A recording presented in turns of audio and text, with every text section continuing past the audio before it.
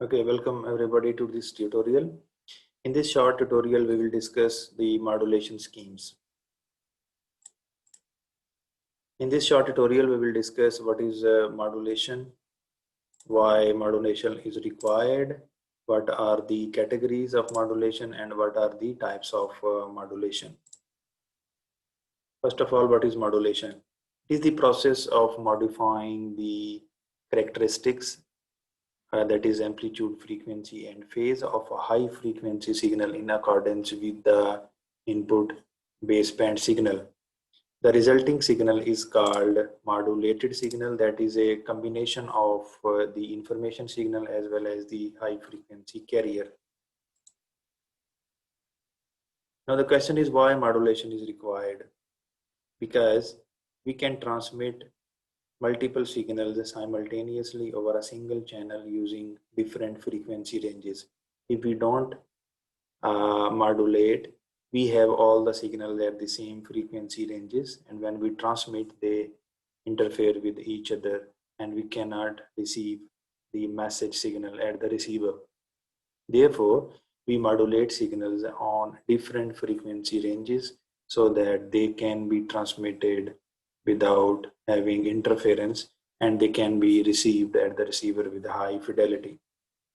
Secondly, as most of the communication is done through wireless link, we have to design a transmitter and receiver antennas. Now the antenna size depends on the wavelength of the radio wave, and this wavelength is equal to C over F. C is the speed of the waves, speed of the electromagnetic waves, over F. F is the frequency. So if we have a very low frequency, then lambda can go up to kilometers. That is not feasible. So it means we have to design antennas of size in kilometers. That is not practical. So we increase the frequency of the radio wave using modulation.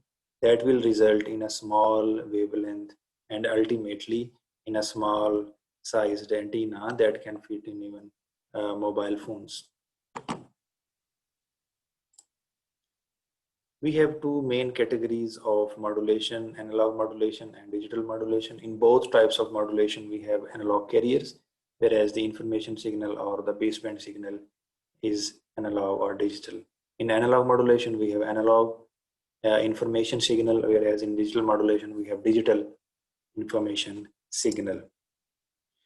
We have three categories: analog modulation, frequency modulation, and phase modulation. In analog modulation and in digital modulation, we have amplitude shift keying, frequency shift keying, and phase shift keying. We discuss all of them, all of these categories in detail. In amplitude shift keying, we change the amplitude of the carrier in accordance with the input signal. Here we have, for example, 1010010110 input signal, and this is the carrier. This is at a fixed frequency and amplitude, and we change this carrier in accordance with this input signal. So you see here where we have zero, we have carrier of zero amplitude, but where we have a signal of 1, we have the same amplitude as in the carrier, as in the original carrier wave. So we transmit a signal with different amplitude levels to transmit our digital information. Okay. So next is frequency shift keying. In frequency shift keying, we have two different frequencies of the carrier.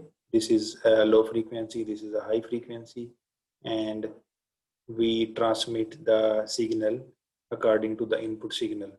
This input is 1 and 0, and let's say we communicate 1 using a low frequency signal and 0 with a high frequency signal, and similarly low frequency, high frequency, and so on.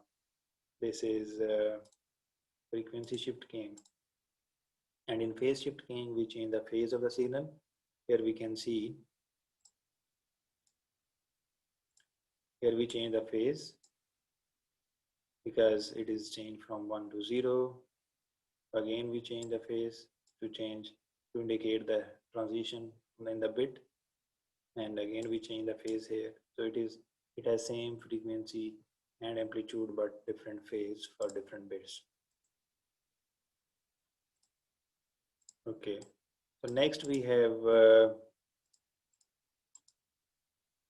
analog modulation. Here we have amplitude modulation, in which the information signal is in analog form, and we communicate the signal using a different amplitude level of the original carrier wave. So here this carrier wave its amplitude is increased or decreased according to the baseband signal.